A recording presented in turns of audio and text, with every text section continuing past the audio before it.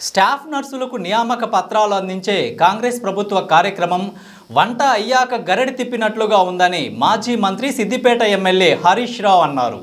ఉద్యోగ భర్తీ ప్రక్రియను బీఆర్ఎస్ ప్రభుత్వం పూర్తి చేస్తే తమ ప్రభుత్వం ఘనతగా నియామక పత్రాలు జారీ పేరట కాంగ్రెస్ ప్రభుత్వం హడావుడి చేస్తుండడం దౌర్భాగ్యమన్నారు.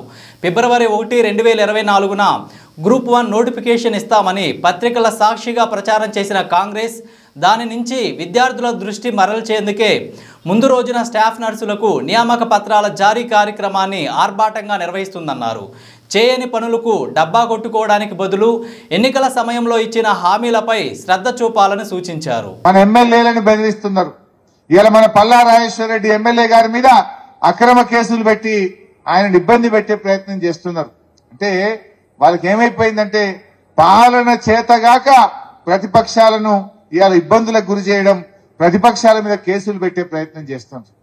ఒక ప్రభుత్వం అనేది మంచి పని చేసి ప్రజల ప్రేమ పొందాలి. మన గవర్నమెంట్ వచ్చింది, మనం ఎవరి మీద కేసులు పెట్టినామా? మనం పెడితే సగం కాంగ్రెస్ వాళ్ళు జైల్లో పడుతుండే.